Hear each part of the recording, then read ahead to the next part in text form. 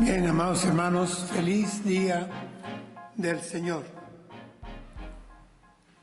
En otras oportunidades lo hemos afirmado y nos respalda una serie de verdades de diferentes fuentes cuando decimos que algo que caracteriza a todo ser humano es algo definitorio en su persona, es que tiende a adorar.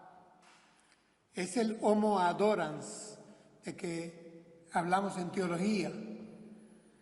Es un rasgo ontológico propio de todos los seres humanos. La diferencia está en cuál es el objetivo de su adoración.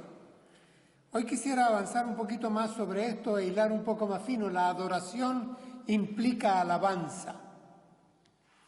Alabanza, desde la fuente de nuestros diccionarios, es la exaltación de alguien o de algo que nos cautiva al extremo pasional.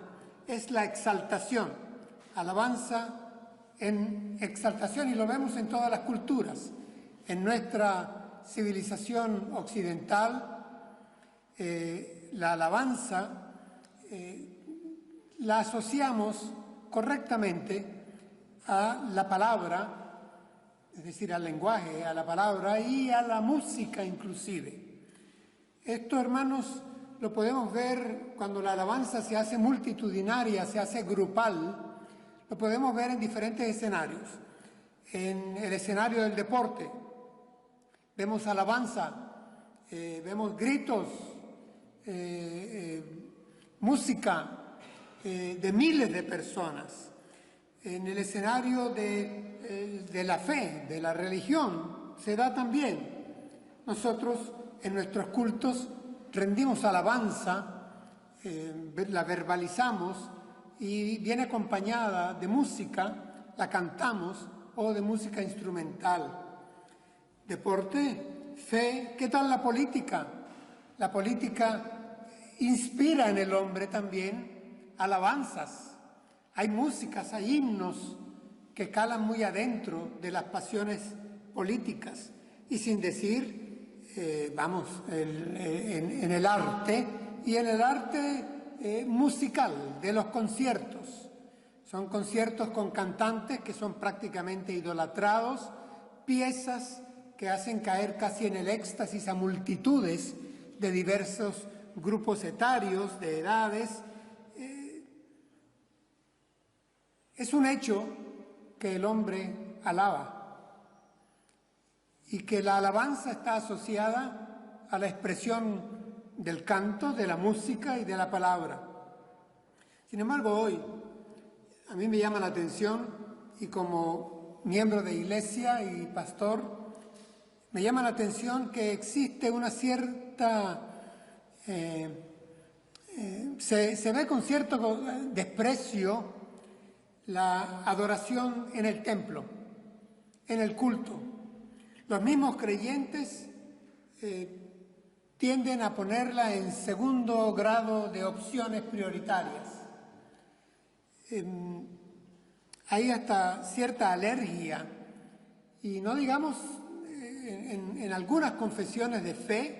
Miren, los templos han quedado para reuniones sociales, para ciertas celebraciones ocasionales, fiestas pueblerinas o fiestas patronales, festivos, algunos que rayan en lo orgiástico a nivel de las calles y de las fechas.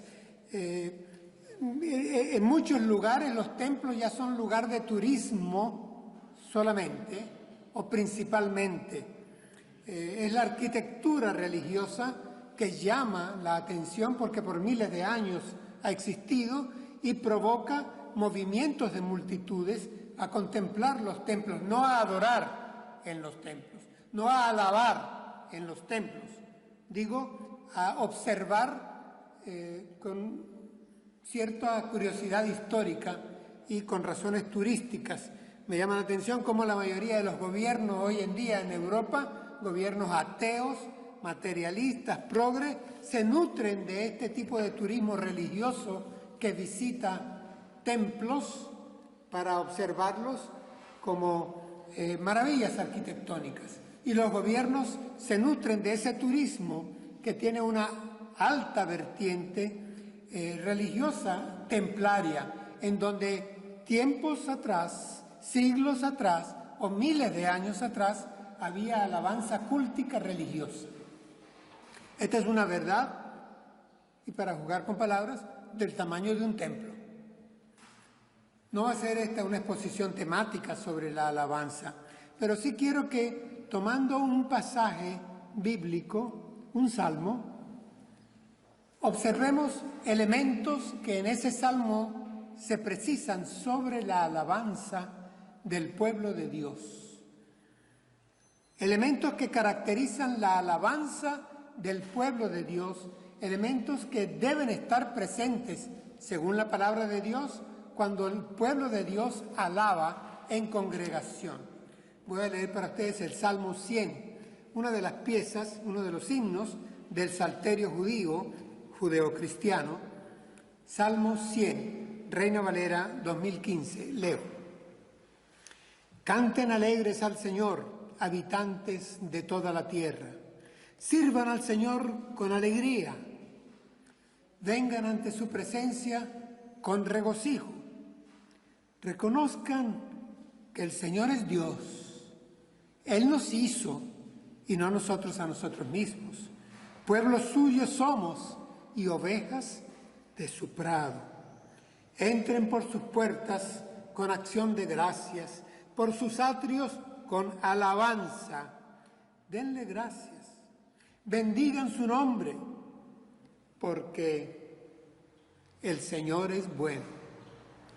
Para siempre es su misericordia y su fidelidad por todas las generaciones. Sí, hermanos, la predicación de hoy tiene que ver con la alabanza congregacional. Una vez más, insisto en el tema.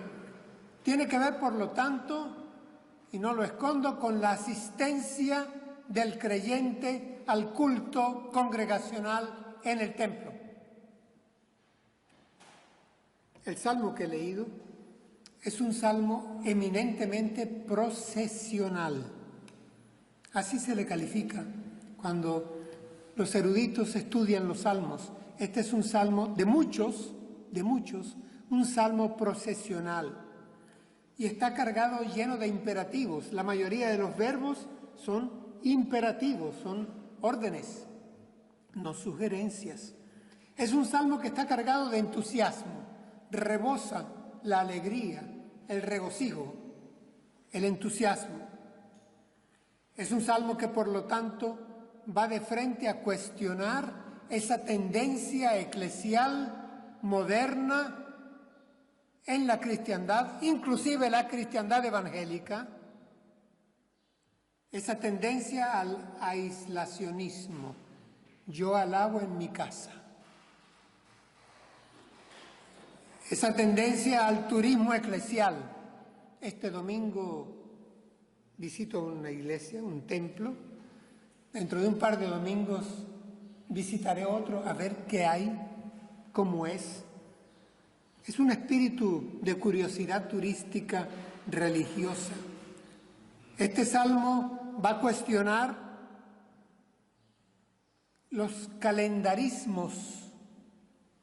Me perdonan que invente un término, pero quiero llamar la atención por calendarismo a aquello de asistir en ciertas fechas que son como especiales en el calendario religioso. O también meto en el calendarismo aquello que coincida y no estorbe mi calendario personal, mi agenda personal. Y pongo a la iglesia en el calendario de acuerdo a lo que me conviene. Este salmo no va a aceptar ninguna de esas opciones, y mucho menos aquella opción de los que dicen que no hay que congregarse, no hace falta. El negacionismo templario, porque lo hay hoy en día. Basta con congregarme por internet. congregarme y ver un culto por televisión. Yo ahí alabo con hermanos de la Iglesia Invisible. No encuentro eso en la Escritura, por ningún lado, y menos cuando tratamos el tema de los salmos, de los cantos, de los himnos del pueblo de Dios, y que cantaba también la iglesia primitiva, y que a través de los siglos han llegado también hasta nosotros en ese salterio. Hermanos, este salmo número 100 es reconocido pues como un salmo procesional, porque lo cantaban las familias cuando iban al templo.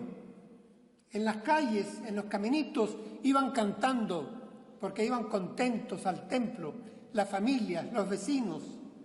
Y cuando se daban ciertos momentos, las provincias, había verdaderas procesiones y se cantaba de alegría muchos salmos de los que tenemos. Eran salmos colectivos, no salmos individuales. Eran para ser cantados como familia de fe. Y el pueblo cantaba alegre porque iba al templo a alabar. Por eso se le llama un salmo procesional. Pero yo quiero aquí afirmar algo más. Este también es un salmo confesional. Es un salmo doctrinal. Aquí hay palabra de Dios y la idea central que consigo en este salmo es esta. Hermanos, nosotros alabamos a Dios nuestro Señor por el conocimiento que de Él tenemos y por la gratitud que hacia Él sentimos. ¿Puedes repetirlo? Nosotros alabamos a Dios nuestro Señor por el conocimiento que de Él tenemos y por la gratitud que hacia Él sentimos. Conocimiento y gratitud están en el Salmo 100. Conocimiento y gratitud. Le alabamos en conocimiento y por el conocimiento que de Él tenemos. Y por la gratitud que hacia Él sentimos. Conocimiento, gratitud. Desde este salmo son pilares en la alabanza. Empecemos a analizar los elementos que, insisto, doctrinalmente este salmo nos deja. Veamos cómo empieza. Dice: canten alegres al Señor, habitantes de toda la tierra. Sirvan al Señor con alegría. Hermanos, aquí lo que yo percibo en estos judíos que iban rumbo al templo y exclaman: canten alegres al Señor, habitantes de toda la tierra, sirvan al Señor con alegría. Lo que yo percibo es el deseo, ese deseo que hay en los creyentes cuando van a alabar al templo. Es el quisieran que muchos más les acompañaran. Tal vez es un deseo que nosotros tenemos, incluso vienen a nuestras mentes nombres y caras. Deseo de que otros estuvieran con nosotros hoy aquí, junto a nosotros en las bancas. Lo hace extensivo el grupo que va a alabar, diciendo: habitantes de toda la tierra, canten al Señor, canten alegres al Señor. Hermanos, no es un universalismo light. Aquí no es un universalismo romántico, inocente. Es un canten, aclamen. Es un grito incluso de victoria cuando uno lo lee en el hebreo. Es que hay una gran celebración en el templo. La exclamación es como con fuerte voz. Se proclama a toda la tierra que todos los habitantes deberían alabar al Señor. Y cuando veía y leía esto en el hebreo, es lo que yo encuentro. Es como un canto de la multitud que siente algo y grita gol, cuando su equipo hace un gol en la portería, y eso le va a dar un título.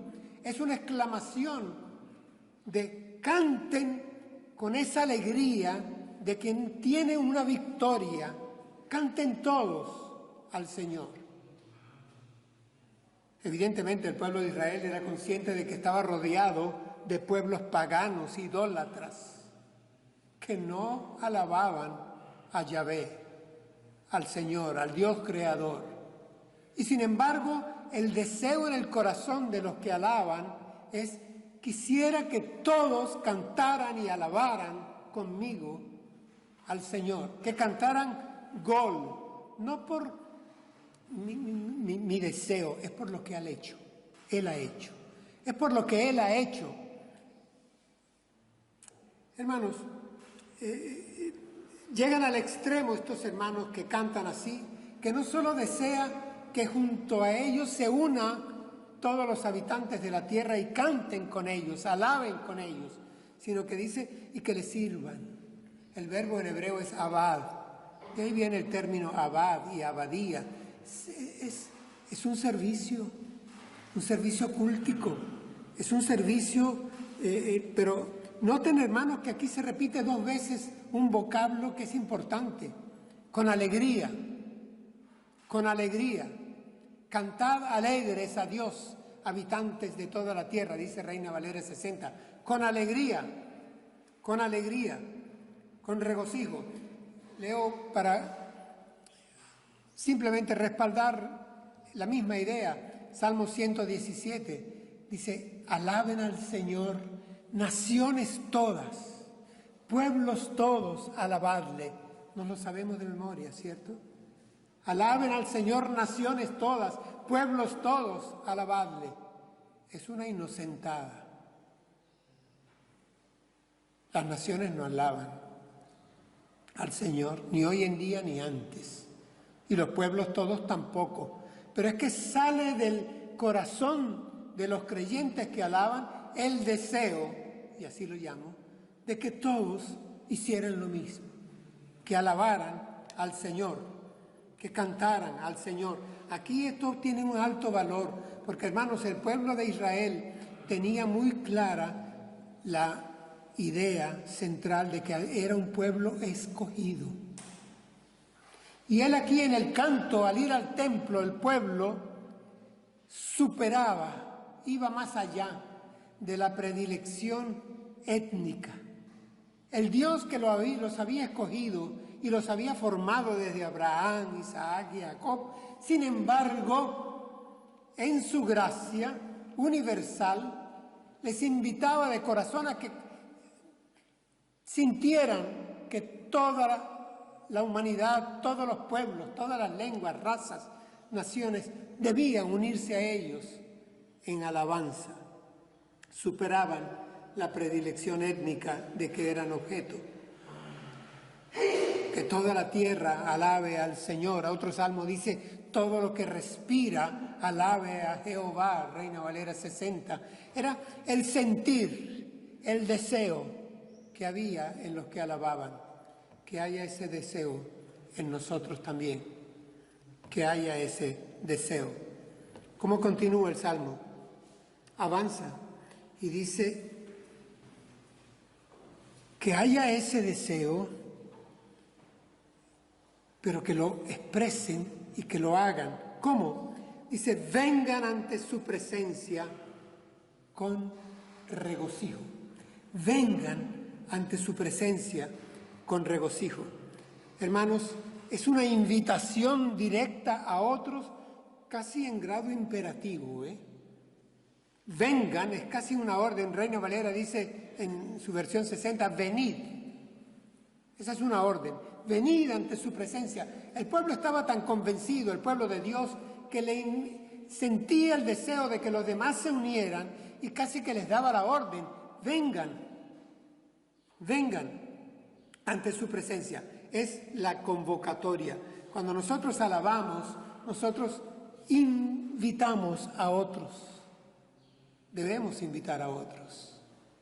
Nunca dejemos de invitar a otros, que vengan, pero no que vengan, hermanos, por razones de complacencia, de amistad, de que si yo voy allá, tú vienes acá. Aquí dice, venid ante su presencia. Para venir ante su presencia hay que dejar tradiciones, hay que dejar a veces prejuicios, hay que dejar a veces complejos, hay que a veces dejar ídolos, costumbres. Es dejar para venir, es vengan. Aquí está, sí, la convicción del pueblo que alaba. Invita a otros a venir. ¿Recuerdan las palabras del profeta?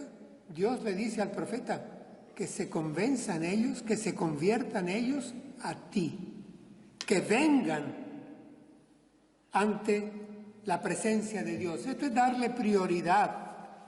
Es un imperativo confesional, evidentemente. El pueblo está cantando y nosotros debemos de invitar a otros, convocar a otros, diciéndole vengan, porque no hay otro Dios. Él es el único, Él es el soberano. Los demás solo califican de ídolos. Hermanos, a nosotros nos convoca el Espíritu Santo de Dios. Eso es un hecho. Y cuando yo veo ciertas ausencias, ciertas indiferencias para congregarse y dedicarle al Señor un par de horas a la semana a fin de alabarle en congregación. Cuando veo esas ausencias, tengo que recordar que es el Espíritu Santo al que están resistiendo los hermanos que no quieren congregarse para alabar en público, con alegría, con regocijo, al Dios que les ha dado la vida y la vida eterna. Él es quien nos convoca a su casa y Él es quien nos convoca como su pueblo. Nos convoca a su casa de oración y de adoración y nos convoca como su pueblo adquirido que somos. A veces siento, y les confieso con dolor, siento que a veces hay que hacer esfuerzos especiales para lograr asistencias casi forzadas a la iglesia de algunos hermanos. Asistencias como remolcadas. Vamos, que porque me llamó el pastor o la esposa del pastor, o porque me pasaron una lámina en el WhatsApp y tengo curiosidad por ese título del sermón. Por eso voy. Qué tristeza. Asistencias mecánicas, automáticas, casi que por inercia, existen. Hay asistencias penitentes, ¿saben?, entre los evangélicos. Como he recibido algo especial, algo bueno en mi vida, voy. Como si hubiera hecho una promesa de que si me das, asisto. Eso se da también entre nosotros. Hay asistencias de complacencia. Vamos, para complacer a... Qué tristeza cuando eso acontece. Asistencia a alabar a Dios en la congregación.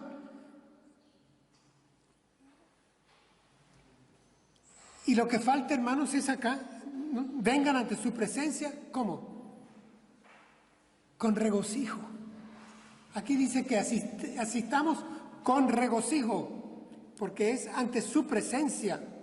No venimos a hacerle un favor a Dios, ni un favor al templo, ni a la iglesia, ni a los diáconos, ni a los ancianos.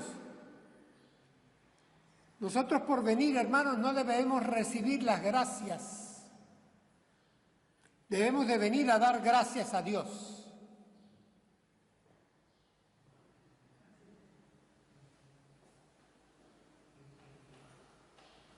Nosotros no debemos venir al templo esperando algo nuevo que nos distraiga, actividades especiales, un invitado desconocido que vamos a conocer, viene alguien, hay una proyección. Hermanos, esto no es por decibeles, esto no es por luces, esto no es una discoteca, esto es un templo. Cuando venimos aquí, venimos a alabarle a Él, a estar ante su presencia con regocijo. No venimos a distraernos, a tener algún tipo de show. El Salmo 122, y como ese muchos otros, lo refieren. Escribe el salmista: yo me alegré con los que me decían, a la casa del Señor iremos.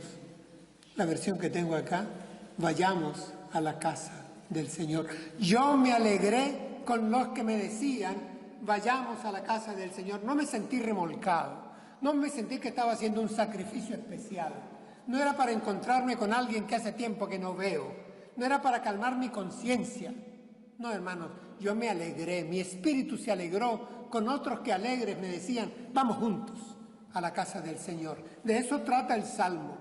A este Salmo se le ha puesto música y se canta en muchas iglesias y no le alteraron en nada la letra, gracias al Señor por ello, pero poco se medita en practicarlo. Y por muchas formas, matices y maneras se le vulnera su mensaje.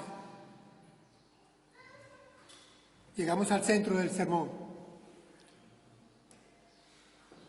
Reconozcan que el Señor es Dios. Él nos hizo y no nosotros a nosotros mismos. Pueblo suyo somos y ovejas de su prado. Hermanos, el primer pilar grande de la alabanza, según este salmo, es el conocimiento que del Señor tenemos. El conocimiento.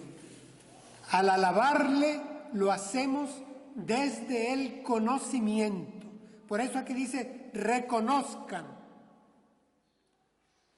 Y el verbo en hebreo es yadá. Yadá quiere decir sepan, comprendan, observen, perciban, entiendan, reconozcan. Hay que usar la mente, hermanos. La convocatoria lleva a la invitación, pero la invitación se da por la vía de la convicción. ¿Me explico? Tenemos que conocer a quién adoramos, a quién alabamos. La asociación entre alabanza y conocimiento es evidente. Y les he dicho, esto está en la idea central del sermón de hoy. Conocimiento. Hermanos, conocimiento. Por eso este salmo, si bien es procesional, también es confesional. Porque aquí se nos dice que debemos reconocer, conocer. Cuando venimos al templo como comunidad de fe, como familia de fe, para alabar. ¿Qué conocer? 3 elementos para el salmo. Conozcan que el Señor es Dios. Y en la expresión hebraica dice que el Señor es el único Dios. No hay otro Dios. Así que partimos del conocimiento de que adoramos al único y verdadero Dios, soberano, a ese Dios, conocerle como Dios. Me gusta la costumbre judaica, aún a día de hoy, que en la mayoría de sus sinagogas tienen una expresión en hebreo. La expresión dice, Dalifnei miata omed, conoce a aquel delante del cual estás. Conocimiento. Conoce a aquel delante del cual estás. Pudiéramos copiarnos de esa costumbre judaica, porque es sana, es santa. Debemos de conocer a quien alabamos, para alabar con conocimiento. Primero, reconocer que el Señor es Dios. Nuestro Señor es Dios. Oye, oh Israel, Jehová vuestro Dios, Jehová uno es. Es decir, hermanos, nuestro Dios es único, es único, es único, es soberano, es soberano, es soberano. Conocerlo, reconocerlo, entenderlo, comprenderlo, percibirlo, internalizarlo. Segunda cosa que debemos reconocer según este salmo, que Él nos creó, que Él es el creador de todo. De Él proviene la vida. Hay versiones muy antiguas, en manuscritos hebreos, que dicen, Él nos hizo y suyos somos.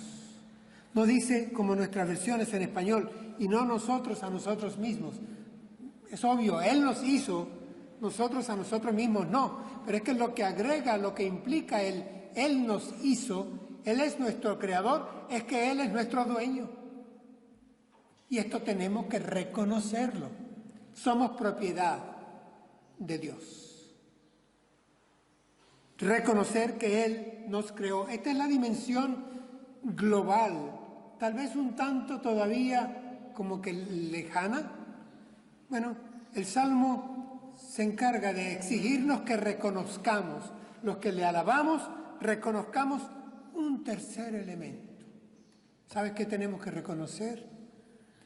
Que Él nos hizo pueblo suyo. Nosotros que antes no éramos ni siquiera una tribu, ahora somos pueblo de Dios.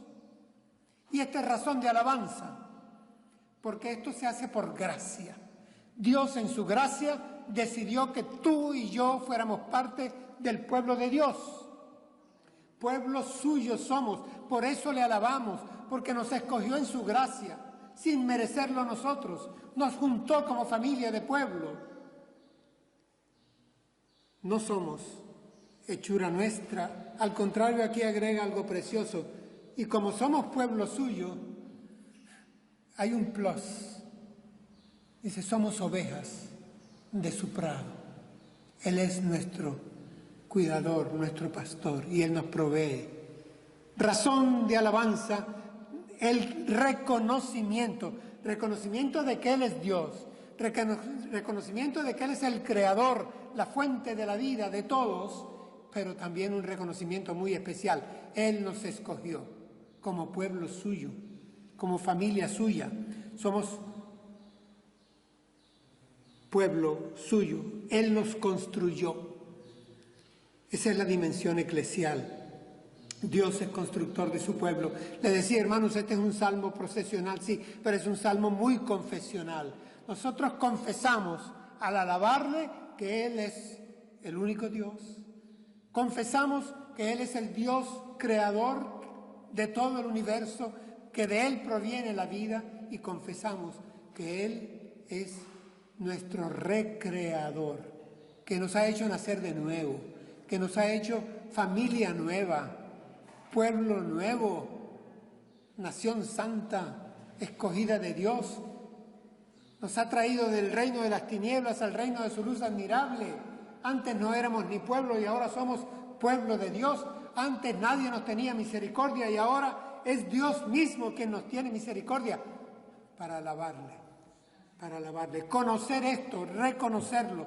Hermanos, en la alabanza, por favor, les recuerdo y les dejo esto, en la alabanza un gran pilar fundamental, conocimiento. No alabemos desde la ignorancia. El saber es un prerequisito para el adorar. El Señor Jesús lo dijo en una conversación que tuvo con una mujer a las orillas de un pozo en la región de Samaria. El Señor le dijo, mujer, ustedes adoran lo que no saben. Nosotros adoramos lo que sabemos, porque la salvación viene de los judíos. Adoramos lo que sabemos. Nos damos cuenta de esa estrecha vinculación. Nuestra adoración, nuestra alabanza emerge del conocimiento, del saber. ¿A quién adoramos? El reclamo que Pablo le hizo a los atenienses, ¿recuerdan cuál es? Encontré que ustedes adoran, tienen un pedestal para el Dios no conocido. Pues bien, ese Dios que ustedes adoran sin conocer, cosa que es estúpida, raya en la superstición, en la magia o en algo inferior, Pablo les dice: yo vengo a hablarle de ese Dios que hizo todas las cosas, porque en quien todas las cosas subsisten, todos los hombres, que hizo todo y que escogió a su Hijo Jesucristo. De eso dio muestra al resucitarlo de entre los muertos. Por él juzgará al mundo. ¿Recuerdan la predicación de Pablo en la Casa de la Cultura ateniense, en el Areópago? El reclamo de Pablo es: ustedes adoran a un Dios que no conocen en medio de su galería de dioses. Tenemos que alabar teniendo en cuenta el conocimiento. El conocimiento. Nuestra alabanza, por lo tanto, es inteligente. Nuestra alabanza exige que nuestra mente funcione. Por eso adorarás al Señor tu Dios con todas tus fuerzas, con todo tu corazón, también con toda tu mente.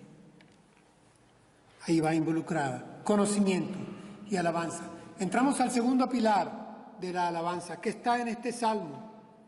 Dice: entren por sus puertas con acción de gracias, por sus atrios con alabanza. Denle gracias, bendigan su nombre. Hermanos, aquí aparece acción de gracias, alabanza. Denle gracias, bendigan. Es casi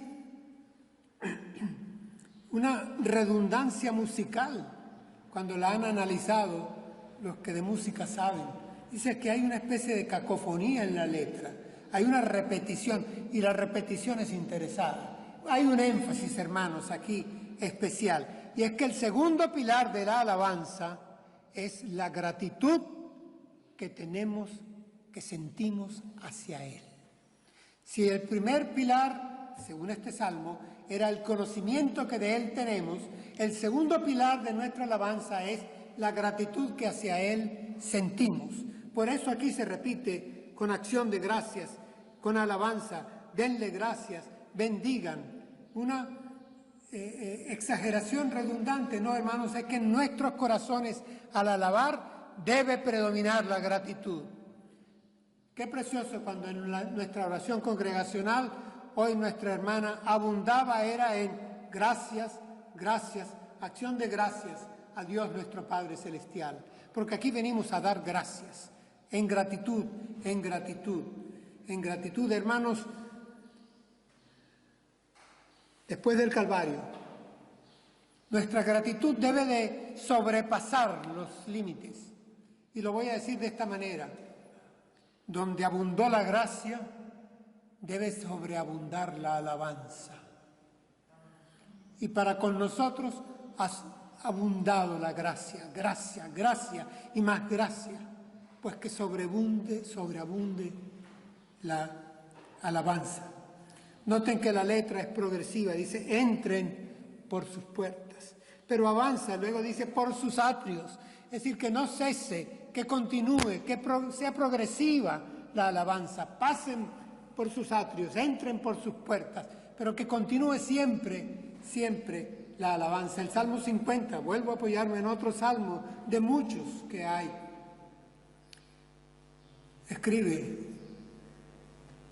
el cantor: sea la gratitud tu ofrenda a Dios.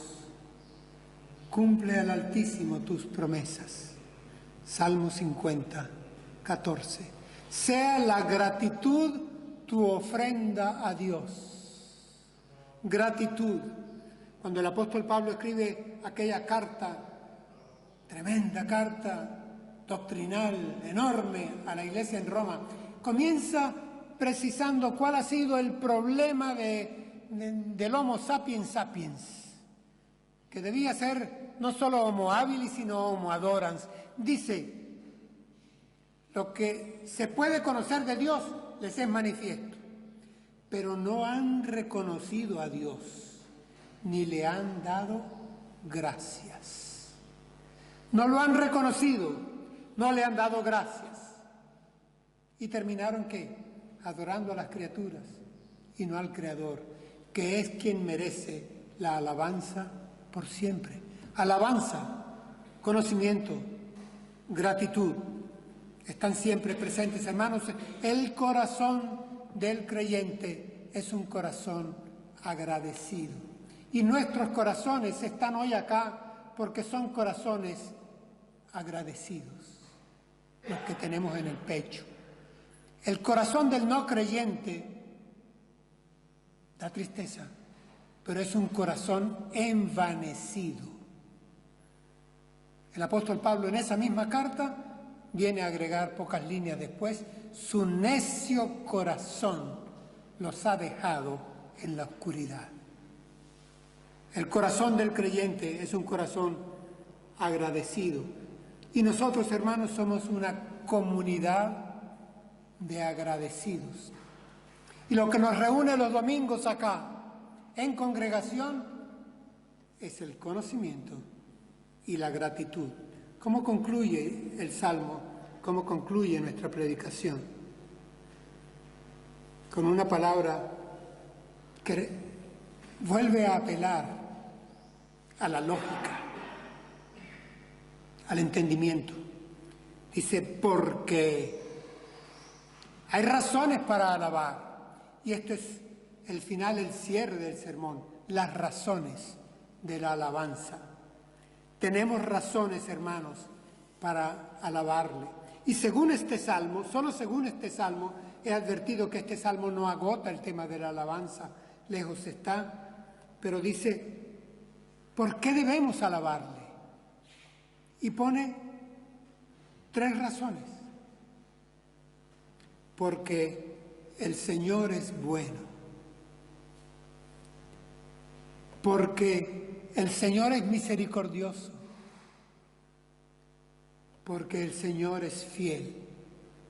Reina Valera 60 dice, y su verdad es para siempre, por todas las generaciones. Y ahí la palabra verdad es fidelidad. El Señor es bueno, el Señor es misericordioso, el Señor es fiel. Y Él no cambia, no muta. Dice, por ello, para siempre es su misericordia. Y su fidelidad por todas las generaciones. Por siempre, por siempre. Él es fiel. Él ha hecho una alianza histórica contigo y conmigo. Y Él llevará la historia tuya y la mía y la de toda la congregación y la de todo el pueblo de Dios, la llevará hasta su final feliz. Esa es su promesa. Él es fiel. Él no se puede negar a sí mismo, dice la Escritura.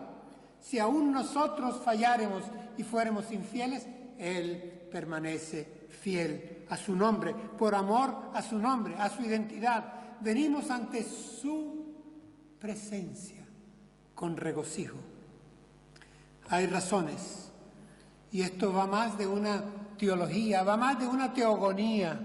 Esto es vivencial, esto rebosa en nuestros corazones. Venimos contentos, por eso el Salmo desborda entusiasmo, porque hay una contentura en el corazón, en el cerebro, en nuestras mentes, en nuestros sentimientos, en nuestras emociones, en nuestros razonamientos, en nuestras evaluaciones, cuando se acerca el tiempo de la alabanza. Quiero terminar repitiendo lo que fue la idea central prometida a comienzos de la predicación. Hermanos, nosotros alabamos a Dios nuestro Señor por el conocimiento que de Él tenemos y por la gratitud que hacia Él sentimos. Conocimiento y gratitud. Demos gracias al Señor. Solo podemos hacer eso, dar gracias al Señor. Gratitud, gratitud. Oremos al Señor.